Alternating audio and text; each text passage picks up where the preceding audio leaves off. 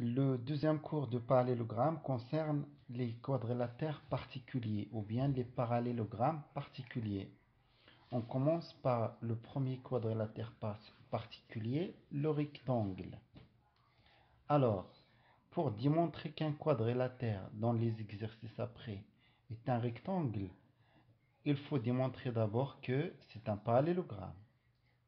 Alors, après le parallélogramme, on peut passer vers le rectangle par deux méthodes, soit par ses diagonales, soit par ses angles. Par exemple, par les diagonales.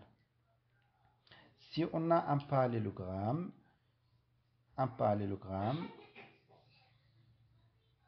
avec les diagonales, le premier diagonale égal à le deuxième diagonale, on a l'isométrie. Alors, ce quadrilatère-là, c'est un rectangle. Alors, qu'est-ce qu'on dit? On dit isométrique.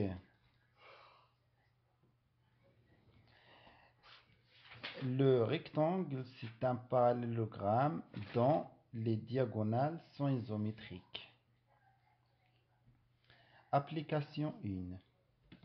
J'ai un cercle. Voilà un diamètre. Un autre diamètre.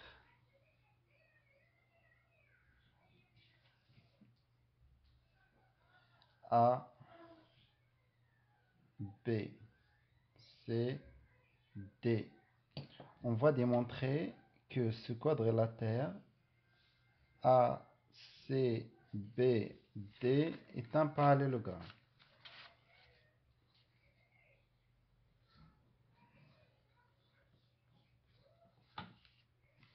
Comment démontrer?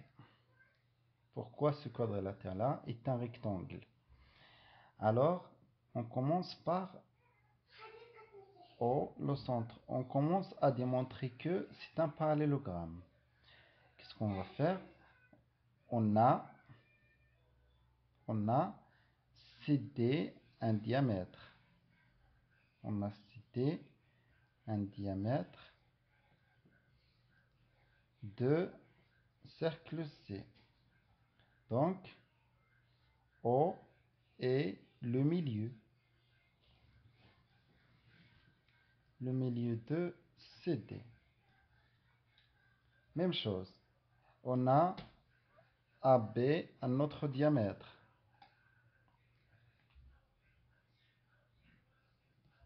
Un autre diamètre de C.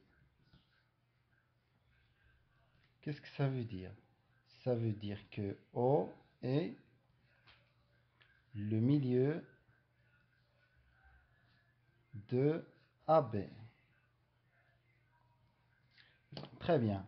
Puisque les deux diagonales ont le même milieu, alors on a un parallélogramme. D'où ACBD est un parallélogramme.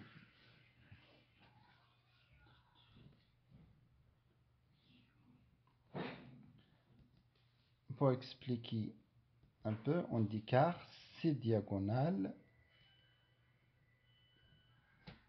ont le même milieu. Très bien. Maintenant, pour obtenir le rectangle, il faut ajouter l'isométrie des diagonales. Est-ce que les diagonales sont isométriques ici? Bien sûr, car c'est les diamètres de même cercle. Puisque AB et CD, c'est-à-dire les diagonales, sont les diamètres de même cercle C, alors AB égale à CD. On peut écrire alors elles sont isométriques. 1, 1, 2. De 1 et 2, le parallélogramme qui est là des diagonales isométriques, on déduit que ACBD est un rectangle. Très bien. Voilà une méthode pour démontrer qu'un quadrilatère est un rectangle. La deuxième, on peut aussi démontrer le rectangle d'après un parallélogramme et les angles. Si un parallélogramme contient un angle droit, et on sait que les angles droits les angles opposés sont isométriques et les angles consécutifs sont supplémentaires 90, alors l'autre c'est 90. Donc si un angle est droit, les quatre sont droits. Alors c'est un rectangle. Un parallélogramme plus un angle droit est un rectangle. Ici, application. Soit BC, un triangle rectangle en A. I, le milieu de BC. On va construire le symétrique de A par rapport à I.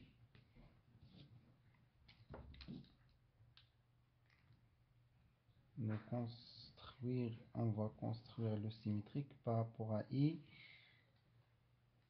Voilà. Voilà. On met les isométries. Par exemple, c'est le point T. Démontrons que ce quadrilatère est un parallélogramme ABDC. Est un parallélogramme et après est un rectangle. On va commencer par la démonstration que c'est un parallélogramme. Pourquoi c'est un parallélogramme?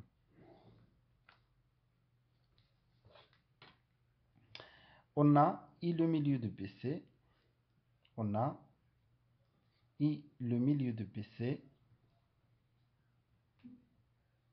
I, autre chose. Dès le symétrique de A par rapport à I, on écrit ici A, C, D. Donc, I le milieu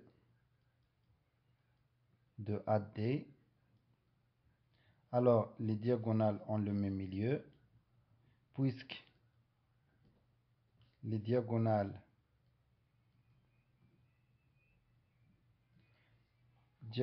ont le même milieu. Alors, le quadrilatère ABDC est un parallélogramme.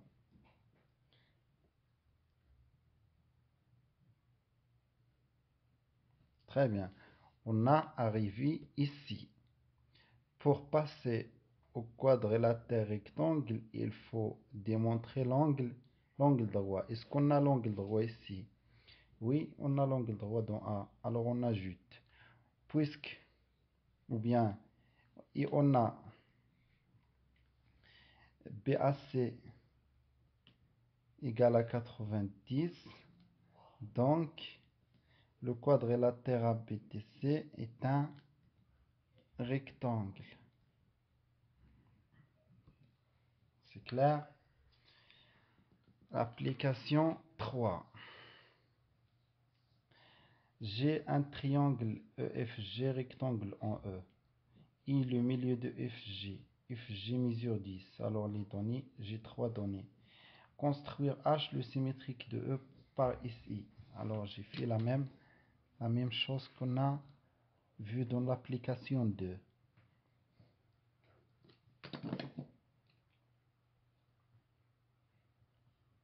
Voilà. Et voilà. Je mets le point H. L'isométrie. Est-ce que je peux mettre le même symbole? Oui, mais après, on va voir ça dans la démonstration. On a le point H, montrer que ce quadrilatère est un rectangle.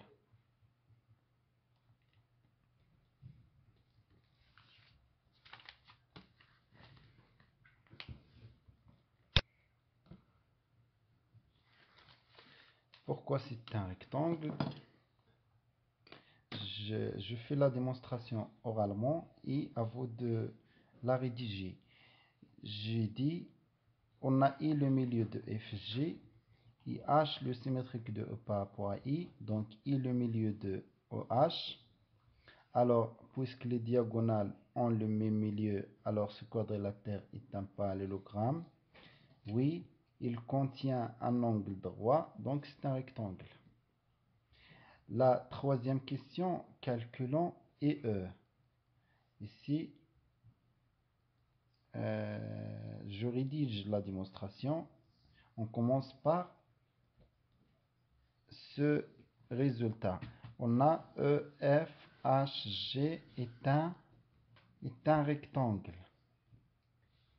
Alors, comment les diagonales d'un rectangle? Elles sont isométriques. Alors, ces diagonales sont isométriques. Puisque les diagonales sont isométriques, donc FG égale à EH. Égale à combien? Égale à 10 cm parmi les données. On est en train de calculer IE. Alors, ici le milieu de EH, puisque I le milieu de EH, tout simplement, on calcule la distance IE par la division. On divise EH par 2, égale à 10 divisé par 2, égale à 5 cm. On peut changer la question. Au lieu de dire calculer IE, on peut dire montrer que le triangle EEG est un triangle isocèle. IEG est un triangle isocèle. C'est la même démonstration. On dit les diagonales sont isométriques. Alors EH égale à FG, puisque I est le milieu de EH, alors IE égale à 5, et on a G égale à 5, car c'est la moitié. 5, 5, alors ce triangle-là est isocèle. On peut faire la même chose ici. Merci.